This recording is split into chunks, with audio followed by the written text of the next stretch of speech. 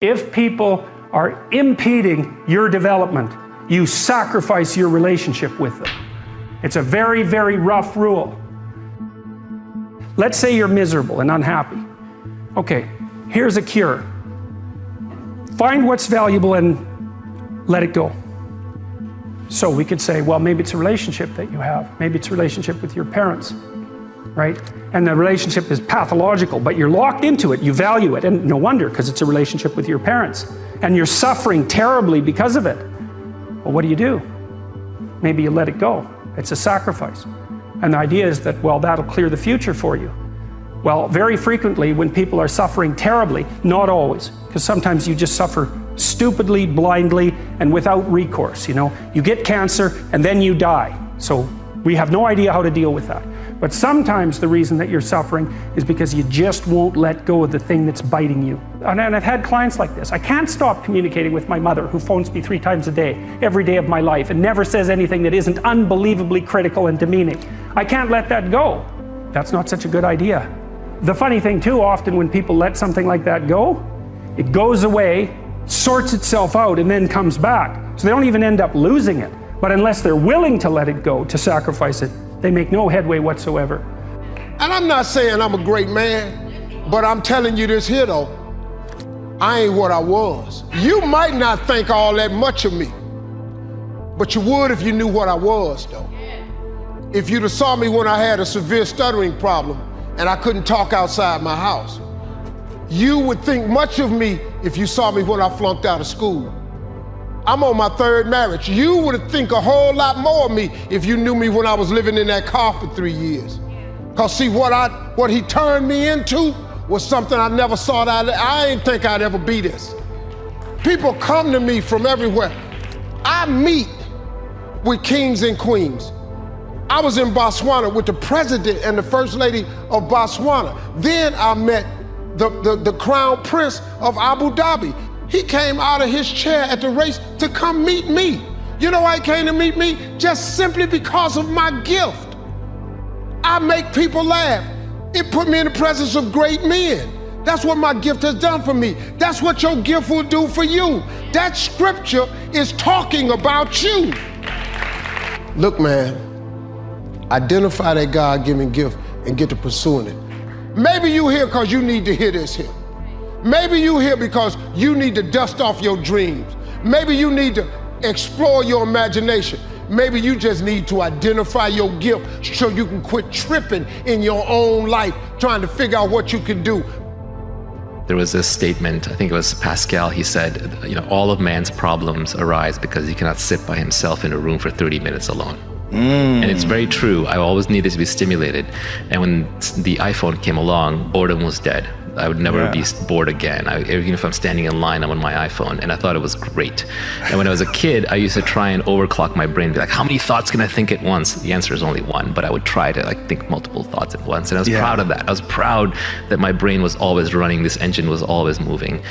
And it's a disease. It's actually the road to misery.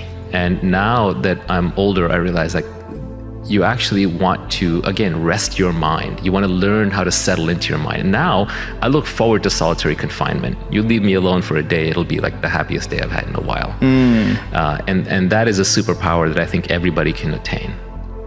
The superpower of learning to be alone and enjoying it. Yeah. As much as you want people to agree and you want the people around you to be supporting your dreams and all, it's not going to be like that all the time. You got to do it alone.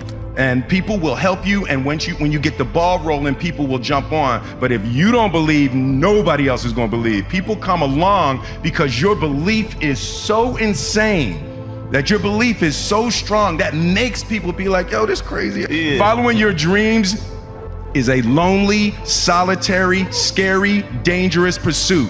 You can't wait for somebody to think you can do it. Because they don't think you can do nothing they can't do. It's a lonely, scary, dangerous pursuit, and you got to be willing to risk everything to become that seed of what you believe is in there. You got to be fearless. You got to be relentless. You have lots of reasons to be. God, there's reasons to be resentful about your existence. Everyone you know is going to die. You know, you too. And there's going to be a fair bit of pain along the way, and lots of it's going to be unfair. It's like, yeah, no wonder you're resentful. It's like act it out and see what happens. You make everything you're complaining about infinitely worse. There's this idea that hell is a bottomless pit, and that's because no matter how bad it is, some stupid son of a bitch like you could figure out a way to make it a lot worse. So you think, well, what do you do about that? Well, you accept it. That's what life is like. It's suffering. That's what the religious people have always said. Life is suffering. Yes. Well, who wants to admit that? Well, just think about it. Well, so what do you do in the face of that suffering? Try to reduce it. Start with yourself. What good are you? Get yourself together, for Christ's sake, so that when your father dies, you're not whining away in a corner, and you can help plan the funeral, and you can stand up solidly so that people can rely on you. That's better. Don't be a damn victim. Of course you're a victim. Put yourself together. And then maybe if you put yourself together, you know how to do that. You know what's wrong with you, if you'll admit it. You know there's a few things you could like polish up a little bit, that you might even be able to manage in your insufficient present condition. And so you might shine yourself up a little bit, and then your eyes will be a little more open, then you can shine yourself up a little bit more, and then maybe you could bring your family together instead of having them be the hateful, spiteful, neurotic, infighting batch that you're like doomed to spend Christmas with. So then you fix yourself up a little bit, kind of humbly, because, you know, God, you're a fixer-upper if there ever was one. And then you got to figure out, well, can you figure out how to make peace with your idiot brother? And probably not, because he's just as dumb as you, so how the hell are you going to manage that? And so then maybe you get somewhere that way, and your family's sort of functioning, and you find out, well, that kind of relieved a little bit of suffering, although it reduced the opportunities for spiteful revenge, and that's kind of a pain in the neck. And so then you get your family together a little bit, and you're a little clued in then, at least a bit, because you've done something difficult that's actually difficult. You're a little wiser, and so then maybe you could put a tentative finger out beyond the family and try to change some little thing without wrecking it. It's like, our society is complex, and we teach our students that they could just fix it. It's like, go fix a military helicopter and see how far you get with that. It's like, what are you gonna do? You're like a chimp with a wrench. Whack! Oh look, it's better! It's like, no, it's not better. Things are complicated, and to fix things is really hard. And you have to be like a golden tool to fix things, and you're not. And that's the other message of the West. It's like, how do you overcome the suffering of life? And I'm not saying it's only the message of the West. How do you overcome the suffering of life? Is be a better person. That's how you do it. Well, that's hard. It takes responsibility. And I think, you know, if you said to someone, you want to have a meaningful life? Everything you do matters. That's the definition of a meaningful life. But everything you do matters. So you're going to have to carry that with you. I get, worried sometimes. I get these feelings. And so what I decided to do was create a 90-second rule for myself where I would end suffering as it arises. Because anybody tells you you're going to end suffering is full of crap. The reason is your brain is a 2-million-year-old brain, and it's not designed to make you happy. It's designed to make you survive.